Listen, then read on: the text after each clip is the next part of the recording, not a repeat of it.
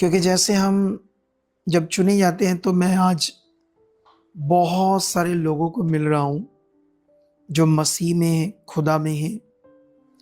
लेकिन जब मैं उनके जीवन को देखता हूँ तो वो बड़े हालातों में हैं, कई तरह की मुश्किलात में हैं। लेकिन उसका एक बड़ा कारण है, वो खुदा के अनुग्रह को नहीं जानते। परमेश्वर ने यीशु मसीह के द्वारा पृथ्वी पर क्या किया है ये नहीं जानते, उस विषय को अच्छी तरह से, और ना जानकर वो रीति रिवाजों में पड़े हुए। जैसे पुराना नियम परमेश्वर ने जब दिया तो तब अनुग्रह नहीं था, तब परमेश्वर का वो प्रबंध प्रकट नहीं हुआ था जिससे वो मनुष्य को पाप से क्षमा करके उसको जीवन का दान दे और उसको सारे बुराइयों से, गुनाहों से माफ करके अपने सीने से लगाए या अपनी संतान बनाए। ये प्रबंध पुराने नियम में नहीं था। और इसलिए पुराने नियम में क्या हो रहा था, परमेश्वर को मजबूरन व्यवस्था देनी पड़ी। व्यवस्था का मतलब था पृथ्वी की मटीरियलिस्ट चीजों के साथ परमेश्वर के साथ धार्मिकता में जुड़ना। कुछ ऐसे मटीरियलिस्ट चीजों के द्वारा जो एक मजबूरन खुदा ने पुराने नियम में वो प्रबंध दिया। उसका कारण ये था कि पवित्र आत्मा अवेलेबल नहीं था उस समय मनुष्य के लिए।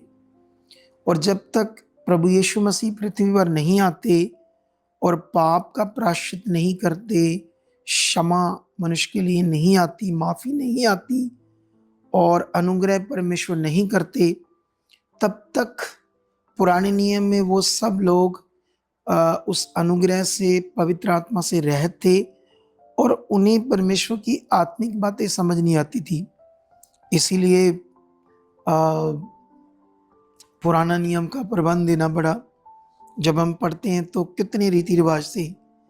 लेकिन आज जब इतना बड़ा प्रबंध हो गया है तो मैं हैरान हूं कि लोग बेचारे आज भी इन्हीं मटीरियलिस्ट चीज़ों में, रीति रिवाजों में डूबे हुए हैं। इन दिनों में बहुत सारे नए लोग आ रहे हैं। मैं कुछ पास्टर्स को मिल रहा हूँ, उनके जीवन में दुष्ट आत्माएं काम कर रही, बच्चों में, पत्नियों में, इतने मैं हालात देख रहा हूँ। उसका बड़ा अफेक्ट है। उनके पास राइट टीचिंग नहीं है। जो इस मिनिस्ट्री के साथ जुड़े हैं, जितना धन्यवाद तुम खुदा का कर सकते हो उतना ही थोड़ा है। बस ये है कि अपने मन को हमने क्या करना है, राइट फंक्शन में लेकर आना है टीचिंग से। ये जो राइट टीचिंग है ये आपके मन का जो फंक्शन होता है उसको राइट कर देती है। जैसे आज मैं आपको एक चीज पढ़ाता हूँ, अगर आप अफिसियों 2:1 से पढ़ोगे, वैसे तो पूरा अफिसियों की बुक एक ऐसा रेवलेशन से, ऐसा भेद की भरी बातें हैं जो कलीसियाओं को समझ नहीं आ रही। वैसे रोमियो से लेकर सेकंड थेसलोनिकिया तक ये सारे ऐसे रेवलेशंस हैं, ऐसी भेद की पत्रियां हैं। इसमें वो नए नियम का प्रबंध है जो आज कलीसिया इसको हल्के में लेता है। इन पत्रियों को वो सोचते अच्छा नॉर्मल पत्रियां हैं शायद कलीसिया के लिए। ये नए नियम के प्रबंध का असली खजाना है। इसमें मैं आपको समझाता हूं। जब आप 2:1 से पढ़ोगे तो परमेश्वर ने कहा है कि तुम मरे हुए थे, मैंने तुम्हें यीशु के साथ जलाया। इसका मतलब इतने सालों से चाहे इजरायली चल रहे थे परमेश्वर के साथ, वो नए नियम का प्रबंध, अनुग्रह का प्रबंध जब तक नहीं आया, उनका जीवन भी मरा हुआ समान था।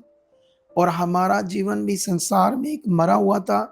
यीशु मसीह को ग्रहण करते हम उसके साथ जिंदा किए गए।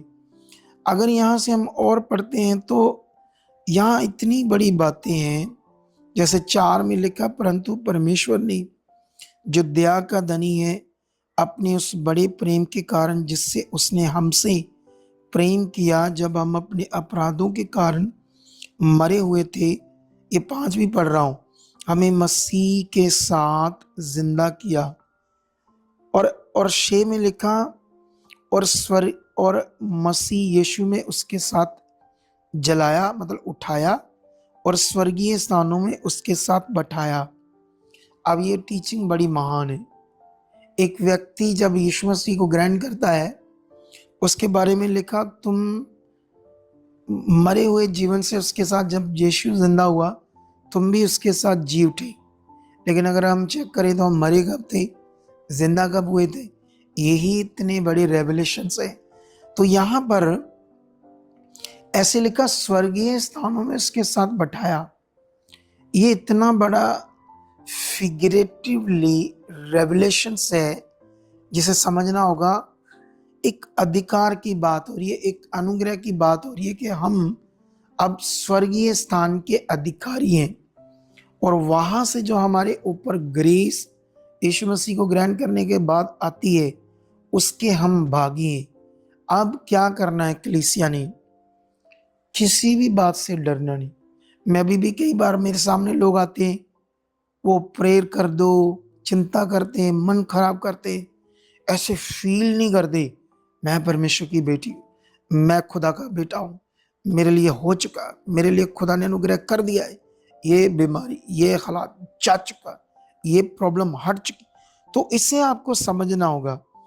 और साथ में लिखा कि वह, मतलब परमेश्वर, अपनी उस कृपा से जो मसीह यीशु में हम पर है, आने वाले समयों में अपने अनुग्रह का असीम धन दिखाए। जैसे जैसे आपकी रोज की जिंदगी है, कल परसों नरसों, उसमें परमेश्वर की इच्छा है कि वो अपनी सामर्थ को इतना प्रकट करे, अपनी महिमा का धन इस दुनिया में इतना आपकी जिंदगी से दिखाए कि दुनिया को पता चले ये खुदा के लोग हैं। ऐसी जिंदगी, ऐसा स्वभाव, ऐसी आशीष, ऐसी गुड हेल्थ, ऐसा जीवन परमेश्वर प्रकट करना चाहता है। लेकिन आज भी क्रिश्चियनिटियों में नेगेटिव शिक्षाओं का प्रचार कर रहे हैं, परीक्षाएं आएंगी, हालात आएंगे, मतलब परमेश्वर लेगा। परमेश्वर कोई परीक्षाएं नहीं लेता है। जो हालात आएंगे वो अलग विषय है, विरोध अलग विषय है। वो लिखा है कि यीशु मसीह में दुनिया, रिश्तेदार, हमारे लोग विरोध करेंगे, वो करने दो, वो नॉर्मल विषय है। लेकिन शांति का जीवन, गुड हेल्थ का जीवन, मजबूती का जीवन, ये यीशु मसीह में है। अगर आप रॉन्ग टीचिंग्स में रहोगे तो ऐसी शिक्षा में फंस जाओगे। तो ये तो मेरा एक शॉर्ट मैसेज था, क्योंकि आज कैसे भी करके हमने ये वीडियो आपके लिए बना दी।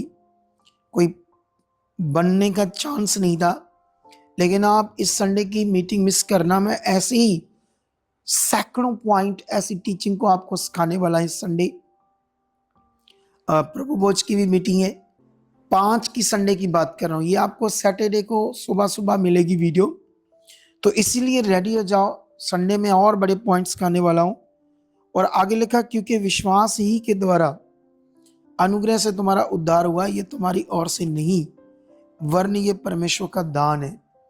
परमेश्वर ने आपके ऊपर एक बड़ा दान प्रकट किया। उसने एक बड़ी अपनी इच्छा को जाहिर किया है, जो फेथ से, राइट शिक्षा से, राइट धार्मिकता से ये जीवन प्रकट होगा। तो आई होप मेरे ये शॉर्ट मैसेज से अपने मन को अच्छा करो, पक्का करो। खुदा आपके साथ है। एवरीथिंग्स, किसी भी मैटर में आप चिंता नहीं करनी। आप कर्जे के नीचे हो, उतरेगा 100%। आप हालातों में बाहर आओगे। आप ऐसे सोचना शुरू कर दो, खुदा मेरे साथ है। वो जीवित परमेश्वर जिसने अपना अनुग्रह मेरे ऊपर किया है, जिसने मसीह यीशु में मुझे अपनी संतान बनाया है, वो सामर्थ अब मुझ में काम करी। वो सामर्थ्य खुदा मेरे साथ है।